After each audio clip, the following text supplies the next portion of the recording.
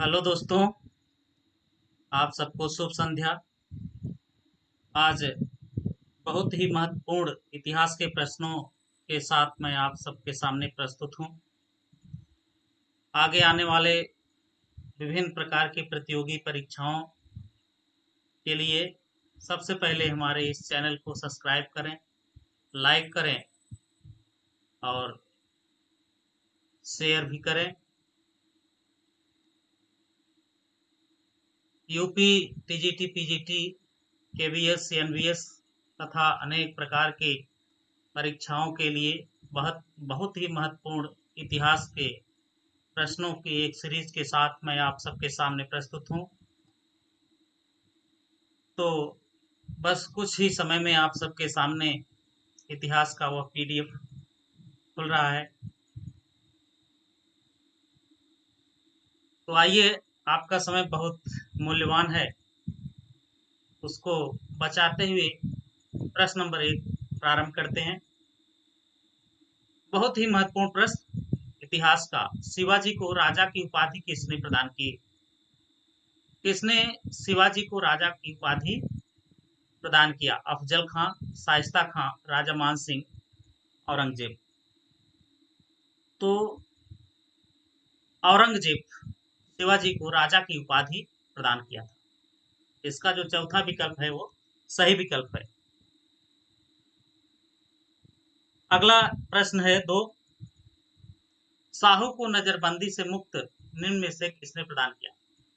औरंगजेब, मुअज्जम, फर्रुख, खारियस, बहादुर शाह। इसका जो दूसरा विकल्प है मुअज्जम, उसने शाहू को नजरबंदी से मुक्ति प्रदान किया था। दूसरा विकल्प होगा। प्रश्न नंबर 3। प्रश्न नंबर 3 है, सिंह पर मोहम्मद बिन कासिम ने पहली बार कब आक्रमण किया था? मोहम्मद बिन कासिम पहली बार कब आक्रमण किया था सिंह पर? 636, 711 ईस्वी, 717, 736। तो इसका दूसरा विकल्प 711 ईस्वी ये सही विकल्प होगा। मोहम्मद बिन कासिम ने पहली बार आक्रमण किया था 711 ईस्वी में। महमूद गजनवी के आक्रमण के संबंध में निम्न में से कौन सा युग्म सही नहीं है? अगला प्रश्न है कि महमूद गजनवी के आक्रमण के संबंध में निम्न में से कौन सा युग्म सही नहीं है? मुल्तान विजय 1010, ये तो एकदम सही है। सोमनाथ विजय 1025, ये भी सही है। जाट विजय 1027, ये भी सत्य है। थानेश्वर विजय 1013, ये सही नहीं है। इसका जो चौथा विकल्प है वो सही विकल्प होगा। अगला प्रश्न है, ह्वेनसांग की भारत की यात्रा के संबंध में निम्न में से कौन सा कथन असत्य है? ह्वेनसांग की भारत की यात्रा के संबंध में निम्न में से कौन सा कथन असत्य है? तो उसने 29 वर्ष की आयु में 630 ईस्वी में भारत की यात्रा शुरू की, ये एकदम सत्य है। 644 ईस्वी तक भारत में यात्रा करने के बाद 645 ईस्वी में वह चीन लौट गया, चीनी यात्री था, ये भी सत्य विकल्प है। तीसरा विकल्प है उसका यात्रा विवरण तातोंग सियू के नाम से प्रसिद्ध है, ये भी सत्य है। तीनों विकल्प सत्य हैं, लेकिन चौथा जो विकल्प है इनमें से कोई नहीं, यही इसका कथन ये सही विकल्प है। प्रश्न नंबर 6। प्रश्न नंबर 6 है, राजा बनने के पहले वह अंग का राजपाल था और उसे कुणिद के नाम से जाना जाता था। यह कथन मगध के किस शासक से संबंधित है? बिंबिसार, अजातशत्रु, आदाइन और शिशुनाग। तो ये विकल्प जो 4 दिया है, एक बार फिर प्रश्न को देख लें। राजा बनने से पहले वह अंग का राजपाल था और उसे कुड़ित के नाम से जाना जाता है। यह कथन मगध के किस शासक से संबंधित है? तो ये अजात शत्रु के, मगध का जो शासक था उससे संबंधित है। इसका दूसरा विकल्प सही विकल्प होगा, अजात शत्रु। प्रश्न नंबर 7 है, अजात शत्रु के संबंध में निम्न में से कौन सा कथन असत्य है? उसने बिंबिसार की हत्या कर सत्ता प्राप्त की। दूसरा, साम्राज्य विस्तार के लिए उसने अपना पहला युद्ध वैशाली के विरुद्ध लड़ा। उसने 493 ईसा पूर्व से 461 ईसा पूर्व के बीच शासन किया। इनमें से कोई नहीं।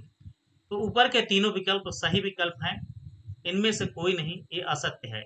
इसका चौथा विकल्प सही विकल्प होगा। प्रश्न नंबर 8, बिंबिसार ने अपने जीवन को किस राज्य के राजा की चिकित्सा के लिए भेजा था? कोसल, अंग, अवंती और वैशाली। तो अंग के लिए भेजा था। राज्य के राजा की अंग, राज्य के जो राजा थे उनकी चिकित्सा के लिए बिंबिसार ने भेजा था। इसका दूसरा विकल्प सही विकल्प होगा। उदयन के संबंध में निम्न में से कौन सा कथन असत्य है? सिंघली अनुश्रुतियों के अनुसार उसने अजातशत्रु की हत्या कर सत्ता प्राप्त की। दूसरा, उसने गंगा एवं गंडक नदी के तट पर पाटलिपुत्र की स्थापना की और उसने मगध की राजधानी बनाया। उसने उज्जैन के राजा को अनेक बार हराया। उसके बाद मगध में हर्यक वंश का कोई उल्लेख है। इसमें सही विकल्प तीसरा होगा, उसने उज्जैन के राजा को अनेक बार पराजित किया। ये असत्य है और सभी विकल्प सत्य है।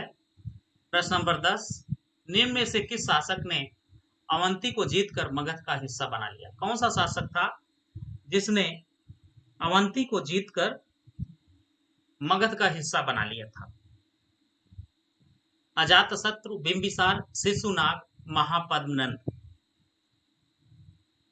तो बिंबिसार जो है अवंती को जीतकर मगध का हिस्सा बना लिया था। इसका दूसरा विकल्प सही विकल्प होगा।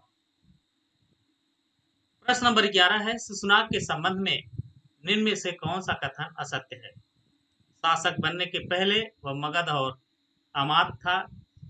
उसके सायंकाल में कोसल, वत्स, अवंती और कौशाम्बी मगध साम्राज्य के 4 प्रमुख प्रदेश थे। उसने वैशाली को फिर से मगध साम्राज्य की राजधानी बनाया। इनमें से कोई नहीं। तो सी जो तीसरा विकल्प है, उसने वैशाली को फिर से मगध साम्राज्य की राजधानी बनाया। ये तीसरा विकल्प सही विकल्प होगा, असत्य है ये। प्रश्न नंबर 12, द्वितीय बौद्ध संगीत का आयोजन निम्न में से किस शासक ने करवाया था? ये प्रश्न बौद्ध संगीत से संबंधित प्रश्न बहुत बार पीसीएस और संघ लोक सेवा आयोग, पीजीटी अनेक परीक्षाओं में कई बार पूछा जा चुका है। बौद्ध संगीत का जो आयोजन हुआ था, कब हुआ था और किसके शासनकाल में हुआ था? ये प्रश्न बहुत बार पूछा गया है। महत्वपूर्ण प्रश्न आपके सामने। द्वितीय बौद्ध संगीत का आयोजन निम्न में से किस शासक ने करवाया था? तो द्वितीय बौद्ध संगीत का जो आयोजन था वह कालाशोक, अजातशत्रु, अशोक, शिशुनाग, अशोक ने करवाया था। द्वितीय बौद्ध संगीत का आयोजन सम्राट अशोक ने करवाया था अपने शासनकाल के दौरान। इसका जो तीसरा विकल्प है वो सत्य विकल्प है। इसको आप, बहुत ही महत्वपूर्ण प्रश्न है द्वितीय बौद्ध संगीत का। प्रश्न नंबर 13, यूनानी स्रोतों में अग्मीस एवं जैन मीस मगध के किस शासक को कहा जाता था? पहला है अजातशत्रु, दूसरा है उदयन, तीसरा है महापद्मनंद और चौथा है घननंद। तो अजातशत्रु को यूनानी स्रोतों में अग्मीस एवं जैन मीस मगध के शासक को कहा जाता था अजातशत्रु।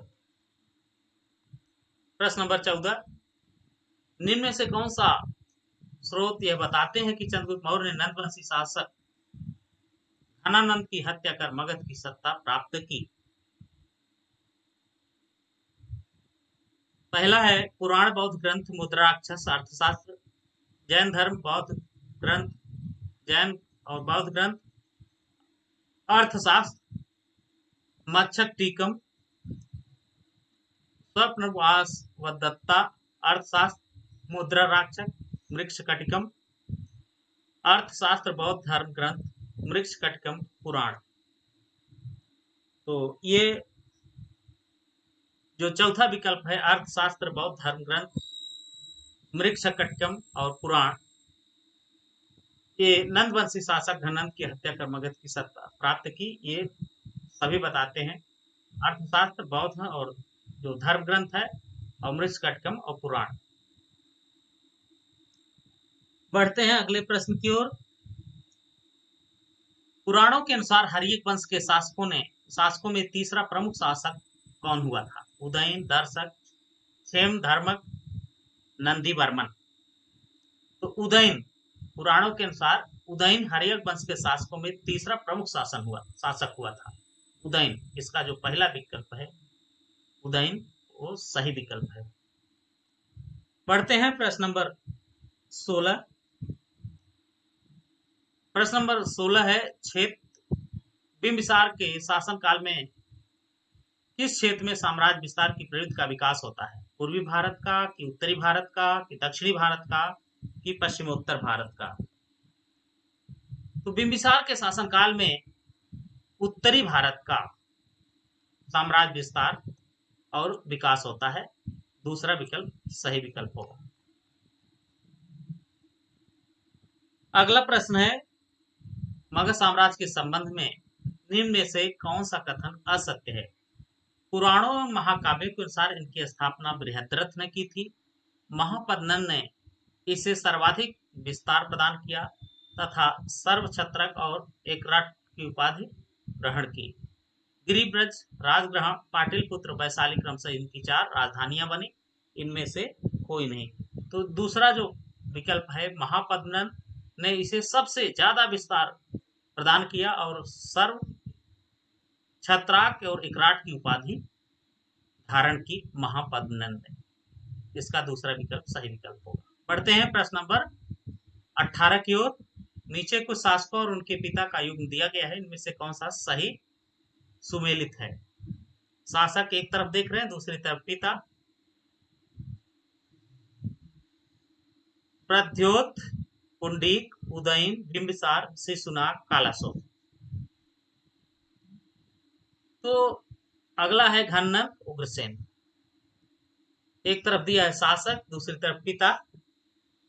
प्रद्योत, पुंडीक, उदयन, बिंबिसार, शिशुनाग, कालाशोक, घननंद, उग्रसेन। पिता के नाम और शासक का नाम दिया है, कौन सुमेलित है सही, ये पूछ रहा है। तो इसमें एक सही है घनानंद उग्र, इसका जो घनानंद है उग्रसेन, ये सही है और ऊपर के तीनों गलत हैं। प्रश्न नंबर अगला है नंदवंश के संबंध में निम्न से कौन सा कथन सत्य है? नंदवंश की स्थापना ईसा पूर्व 3री सदी में महापद्मनंद की। बहु साहित्य के अनुसार धन अब इस वंश का अंतिम शासक था, धनानंद होगा। तीसरा, नंदों के समय कुल, पांचाल, काशी, मिथिला, हय्यक, अस्मक आदि अन्य स्वतंत्र राज थे, इनमें से कोई नहीं।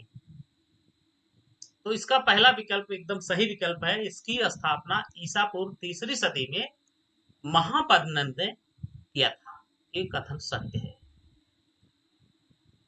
20वां प्रश्न है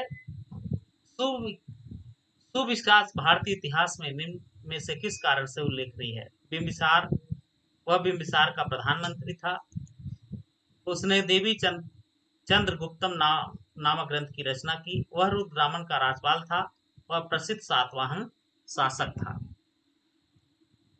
इसका दूसरा विकल्प होगा, उसने देवी चंद्रगुप्तम नामक ग्रंथ की रचना की। ये दूसरा विकल्प इसका सही विकल्प होगा। बहुत बहुत धन्यवाद आपको। आगे आने वाली यूपी, टीजीटी, पीजीटी परीक्षाओं के लिए अति महत्वपूर्ण इतिहास से संबंधित इस प्रश्नों को आप ध्यानपूर्वक पढ़ें। चैनल को लाइक करें, सब्सक्राइब करें और इन प्रश्नों को ध्यानपूर्वक पढ़ें। बहुत बहुत धन्यवाद।